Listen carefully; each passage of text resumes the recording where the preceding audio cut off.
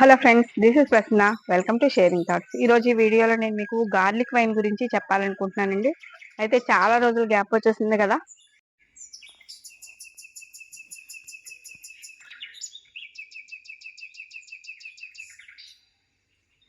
ఇప్పుడు విజయవాడలో జరుగుతున్న నర్సరీ మేళాలో మన బృందావన్ గార్డెన్స్ వాళ్ళు కూడా స్టాల్ వేశారు.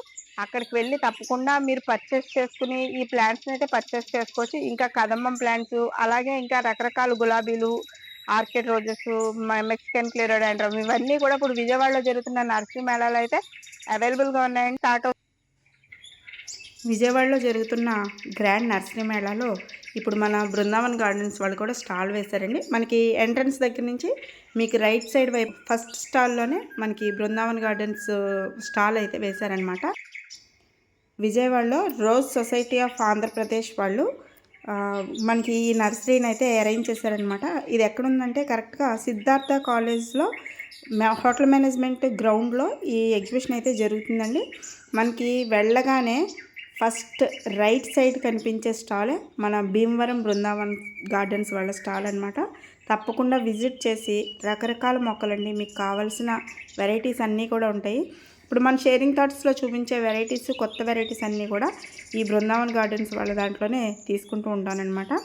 ఒకసారి మీరు అక్కడికి విజిట్ చేసి కావాల్సిన మొక్కల్ని పర్చేస్ చేస్తారు. ఇక్కడ అన్ని రకాల ప్లాంట్స్ కూడా బోగన్విలియాలో గ్రాఫ్టెడ్ వెరైటీస్, అలాగే క్లెరోడాండ్రమ్ వెరైటీస్, ఇంకా మెక్సికన్ క్లెరోడాండ్రమ్ వెరైటీస్, అలాగే ఇంకా రకరకాల ఫ్లవరింగ్ ప్లాంట్స్ అన్నీ కూడా అవైలబుల్గా ఉన్నాయండి. ఈ వీటితో పాటుగా మనకి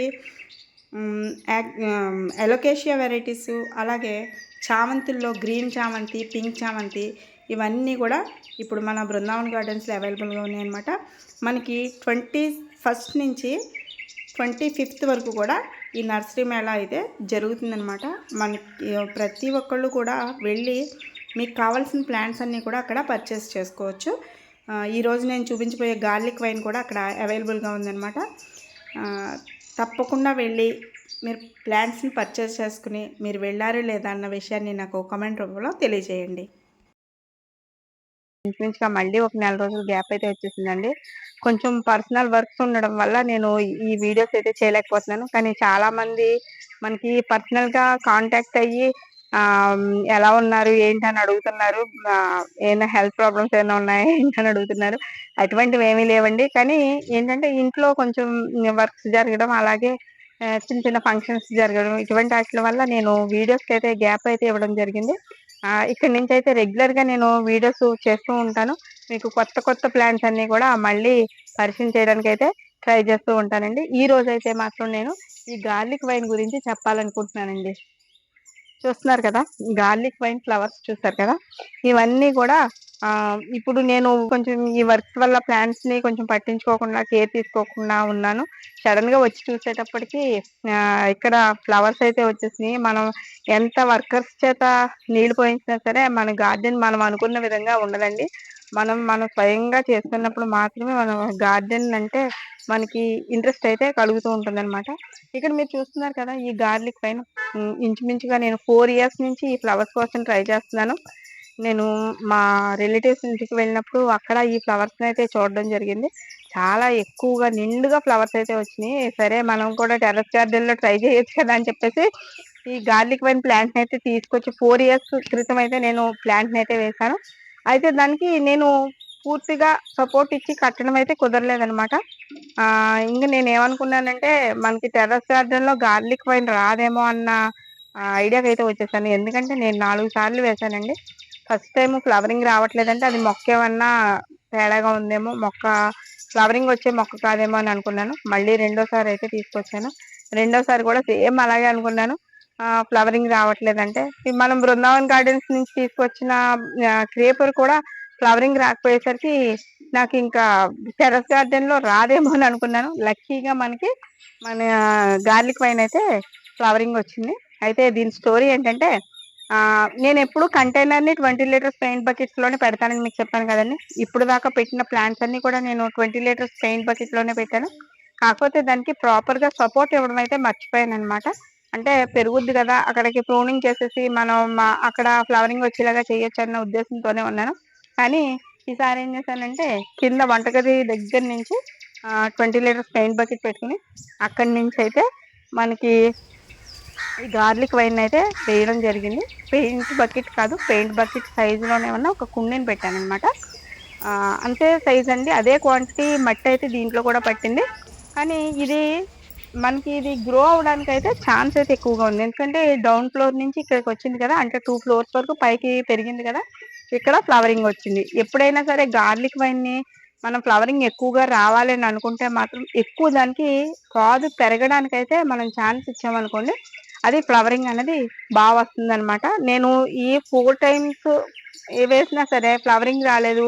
ఇది కింద నుంచి పైకి వచ్చేటప్పటికి ఇక్కడ ఫ్లవరింగ్ అయితే వచ్చిందండి. మిగతా అన్ని కూడా నేను ఒక ఫ్లోర్ వరకు పెరగడానికి అయితే దానికి సపోర్ట్ ఇచ్చాను, కానీ ఇది అలా కాదు, చాలా పెద్ద పాదయింది అనమాట, పొడుగు పెరిగింది.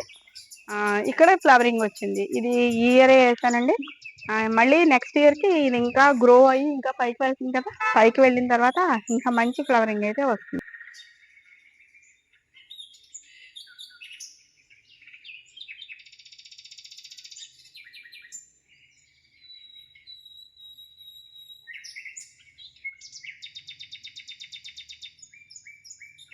ఎంత గట్టిగా అయితే చుట్టుకుంటుంది అనమాట, చూస్తున్నారు కదా. దానికి అంత మంచి సపోర్ట్ కావాలండి.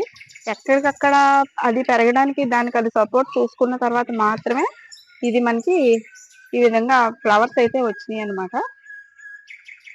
అసలు గార్లిక్ వైన్ ఎందుకంటారంటే అండి, మనం ఒక ఆకు తీసుకుని దాన్ని గనక నలిపి వాసన చూసాం అనుకోండి, అచ్చం మనకి వెల్లుల్లిపాయని చేతితో ముక్కుంటే ఎటువంటి స్మెల్ అయితే వస్తుందో ఇది అటువంటి స్మెల్ అయితే వస్తుంది అనమాట. దీనివల్ల ఏంటంటే ఉపయోగం ఏంటంటే, మనకి బయట కాంపౌండ్ వాళ్ళు బయట మనం క్రేపర్ని పెట్టుకున్నా సరే ఆవులు కానీ మేకలు కానీ అటువంటివి ఏమీ కూడా ఈ గార్లిక్ వైన్ అయితే టచ్ చేయవు, తినమనమాట. ఈ స్మెల్ కారణంగా అవి దీన్ని ముట్టుకోవడానికి కూడా భయపడుతూ ఉంటాయి అనమాట. ముళ్ళు మొక్కలు వేసామనుకోండి, అవి ముళ్ళు మొక్కల్ని కూడా పట్టుకుని తినే ఛాన్స్ అయితే ఉంటుంది. కానీ ఈ గార్లిక్ వైన్ వేయడం వల్ల ఏంటంటే దానికి ఉన్న ఈ వెల్లుల్లిపై వాసన వల్ల ఆవులు కానీ లేదా గేదెలు కానీ మేకలు కానీ ఇటువంటివి ఏమి కూడా అసలు ఈ గార్లిక్ వైన్ ని టచ్ చేయవన్నమాట. ఫ్లవరింగ్ అయితే ఎప్పుడు ఇలాగే ఉంటుందండి. ఇంకో విషయం ఏంటంటే దీనికి పెస్ట్ కూడా చాలా తక్కువగా పడుతూ ఉంటుంది అనమాట. చూస్తున్నారు కదా, బడ్స్ అయితే ప్రతి ఆకు దగ్గర నుంచి మనకి వచ్చినట్టుగా వచ్చి గుత్తులు గుత్తులుగా ఫ్లవరింగ్ అయితే వస్తుంది. ఫ్లవరింగ్ వచ్చిన తర్వాత ఒక 4-5 డేస్ వరకు కూడా ఫ్లవరింగ్ ఉంటుంది. అంటే అన్ని పువ్వులు మనకి ఒకసారి విడవు కాబట్టి ఒక డే బై డే ఒక్కొక్కటి విడుస్తూ ఉన్నప్పుడు ఏమవుతుందంటే మనకి ఈ ఫ్లవర్స్ ఒకటి డార్క్ కలర్ లో ఒక లైట్ కలర్ లో ఉండడం వల్ల కొంచెం కలర్ఫుల్ గా కనిపిస్తూ ఉంటుంది అనమాట.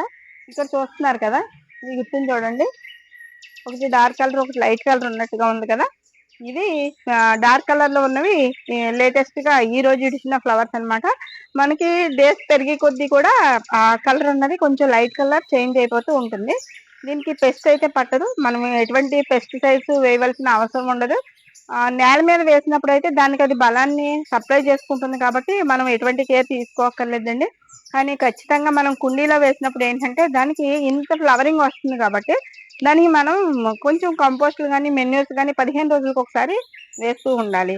కానీ నేనేం చేశానంటే ఇది నాకు కింద కిచెన్ కి దగ్గరగా పెట్టుకున్నాను కదా, దాని గురించి ఏంటంటే రోజు బియ్యం కడిగిన నీళ్ళు అయితే దీనికి నేను వేస్తూ ఉంటానన్నమాట. కాబట్టి మొక్క అయితే హెల్దీగానే ఉంది. సింగిల్ స్టెమ్ అండి, సింగిల్ స్టెమ్ తో వచ్చి ఇక్కడికి వచ్చిన తర్వాత నేను పైకి టై చేస్తున్నప్పుడు చిన్న కొమ్మ అయితే ఇరిగింది. అలా ఇరగడం వల్ల ఏంటంటే అక్కడ నుంచి 3 బ్రాంచెస్ వచ్చినాయి. అంటే మనకి ఏంటంటే ఎప్పుడైతే మనం మొక్కని కట్ చేస్తామో అది ఇంకా అగ్రెసివ్ గా పెరగడానికి అయితే ట్రై చేస్తూ ఉంటుంది అనమాట. అంటే ఇంకా దానికదే దాని సపోర్ట్ అయితే తీసుకుంటూ ఉంటుంది. మంచి గ్రోత్ అయితే వస్తుంది. అంటే ఈ ఫ్లవరింగ్ అయిపోయిన తర్వాత మనం ఈ బ్రాంచెస్ ని కట్ చేసేస్తాం అనుకోండి, అంటే 3 బ్రాంచెస్ ని కట్ చేసాం అనుకోండి, అక్కడి నుంచి మళ్ళీ మల్టిప్లై చేసుకుంటూ వస్తుంది అనమాట. దాని బ్రాంచెస్ ని అయితే మల్టిప్లై చేసుకుని దానికి అది గ్రోత్ అయితే తెచ్చుకుంటూ ఉంటుంది. ఇంకా దీని విషయానికి వచ్చేటప్పటికి మనం ఇవి దేవుడికి పెట్టొచ్చు అని అడుగుతారు చాలా మంది, దేవుడికి పెట్టే ఫ్లవర్స్ అని అడుగుతారు. అంటే ఇది 2-3 డేస్ ఉంటుంది కాబట్టి మనం దేవుడికి అయితే దీన్ని ప్రిఫర్ చేయండి. కానీ ఎక్కడైనా డెకరేషన్ చేయవలసి వచ్చినప్పుడు మాత్రం ఇలా మనం ఒక బంచ్ అంతా పట్టుకెళ్ళి డెకరేషన్ చేసుకున్నా సరే అందంగానే ఉంటుంది కదా. కాబట్టి దాన్ని డెకరేషన్ పర్పస్ కోసం అయితే యూజ్ చేయొచ్చు. దేవుడి మందిరానికి పెట్టుకోవడానికి అయితే పర్వాలేదు, కానీ దేవుడికి అలంకరించడానికి అయితే నేను ఈ గార్లిక్ వైన్ ని పెట్టకుండా ఉండడమే మంచిదండి. ఇంకా నేనైతే ఇది బృందావన్ గార్డెన్స్ నుంచే తీసుకొచ్చాను. ఈ ప్లాంట్ అయితే బృందావన్ గార్డెన్స్ లో అవైలబుల్ గా ఉన్నాయండి. స్టార్ట్ అవుతుంది. ఎవరికైనా ఇంట్రెస్ట్ ఉన్నట్లయితే కనుక తప్పకుండా బృందావన్ గార్డెన్స్ ని విజిట్ అవ్వండి. ఇక్కడ మీరు చూస్తున్నారు కదా, ఇక్కడ లైట్ అండ్ డార్క్ కలర్స్ ఉన్నాయి కదా, ఇది ఈ రోజు ఫ్రెష్ గా విడిచిన ఫ్లవర్స్ అన్నమాట ఇవి. ఇక ఈ లైట్ కలర్ లో మనవి 2-3 డేస్ అయ్యిందండి ఫ్లవర్స్ వచ్చి. ఇంచుమించుగా మనకి బంచ్ అంతా కూడా ఒక 15 రోజుల వరకు ఉంటుందండి. మొత్తం ఆకు ప్రతి ఆకు దగ్గర నుంచి ఒక కణుపులాగా వచ్చి అక్కడి నుంచి మనకి బంచ్ అయితే స్టార్ట్ అవుతుంది, బడ్స్ అయితే స్టార్ట్ అవుతాయి. బడ్స్ అన్ని కూడా చాలా డార్క్ కలర్ లో కనిపిస్తూ ఉంటాయండి మనకి. ఫ్లవర్ వచ్చేటప్పటికి ఈ విధంగా వైలెట్ కలర్ లోకి మారుతుంది అనమాట. ఇంకా అక్కడి నుంచి నెమ్మదిగా కలర్ చేంజ్ అయ్యి ఈ విధంగా అవుతుంది. మనం దాన్ని టచ్ అయినంత వరకు ఫ్లవర్ అయితే ఫ్రెష్ గానే ఉంటుందండి. సో చాలా డెలికేట్ గా ఉంటాయి కదా, మనం టచ్ చేసిన తర్వాత ఫ్లవర్ కలర్ అయితే మారుతూ ఉంటుంది.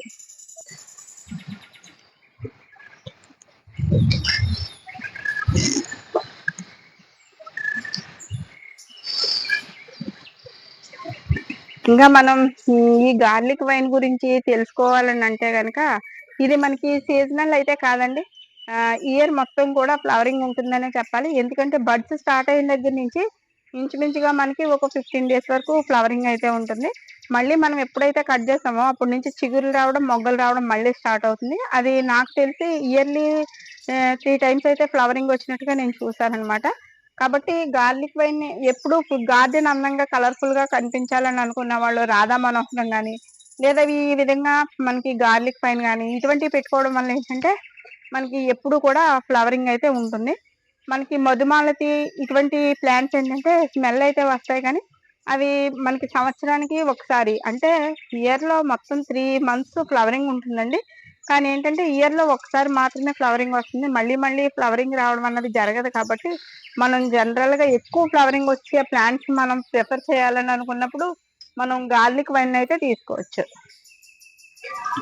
మనకి జనరల్ గా గార్లిక్ వైన్ అనేటప్పటికి చాలా మంది ఏంటంటే అది వెల్లుల్లిపాయ వాసన వస్తుంది కదా అని చెప్పేసి వేసుకోవడం మానేస్తారండి. దానికి ఏంటంటే మనం ముట్టుకుని దాన్ని టచ్ చేసినప్పుడు మాత్రమే అది స్మెల్ అయితే రిలీజ్ చేస్తుంది. ఎందుకంటే దానికి అది ప్రొటెక్షన్ అన్నమాట. ఆవుల నుంచి, మేకల నుంచి దాన్ని అది రక్షించుకోవడం కోసం అని చెప్పేసి దాని నేచర్ అది.